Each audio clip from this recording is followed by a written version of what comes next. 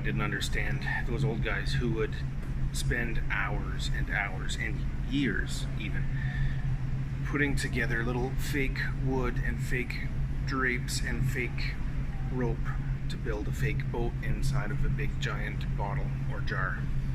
It seemed like a lot of work for something that they wouldn't even ever be able to take out and play with and enjoy.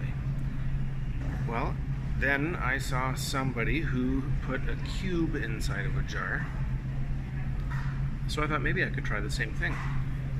And let me tell you, it was a lot of work. This barely fits in here, and it definitely doesn't fit out. Now, you can imagine how I did it, but it's a cube that has various parts that can be disassembled and reassembled, so that's what I did. But I almost broke a few of the cube pieces and dislocated some bones or joints in my hands getting there. All for what? So that I could tell stories about it. Well, it's a nice little decorative piece that I like to have, and a fun little toy to impress kids mainly. But at least now I get what the older guys were doing. Jesus tells an interesting parable, a short parable. He says, "The kingdom of heaven is like yeast, which a woman took and hid in a bushel of wheat flour until the yeast had worked its way through all of the dough." Now, we don't know much about this woman, but usually if something is weird in a parable, it's supposed to be weird. Sometimes we can blame it on the years that have passed in between, but it seems that this woman has taken yeast and she thinks that she can hide it. I don't know who she's hiding it from. She can hide it in the flour. Well, this is absurd for anybody who knows anything about yeast, because flour is what yeast is supposed to work its way into. Once the yeast gets into the flour, it can never be taken out.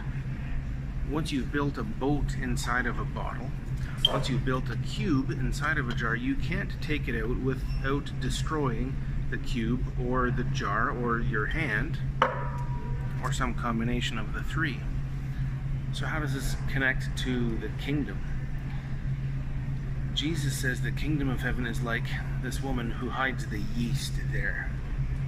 It seems to me that the kingdom of heaven is not something that we can hide. That once it gets in, it works its way through and impacts everything. And so how does it do that? Well, the kingdom of heaven is a place where we recognize God as king. And if you recognize one king, all of the other kings are secondary.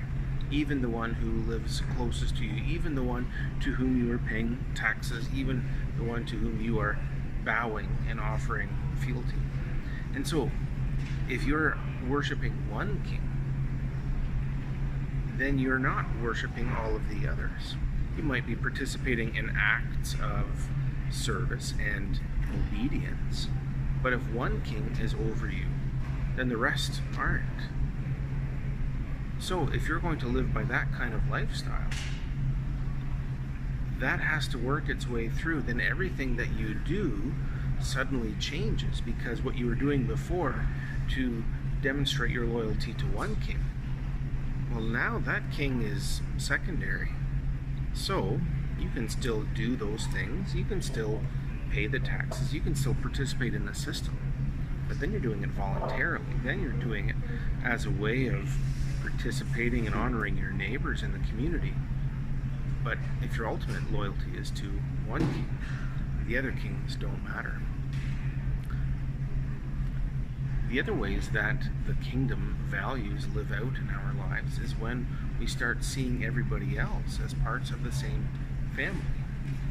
This isn't great when you're at the top and all of a sudden you see everybody below you as equal to you. But if you're at the bottom, and in the kingdom you understand that everybody is equal, well, that works its way through to everything. Then all of the things that you're supposed to do to honor the people above you, well, you can do that out of graciousness and out of love, but you're not doing it out of subservience, you're not doing it out of fear, you're not doing it out of subjugation.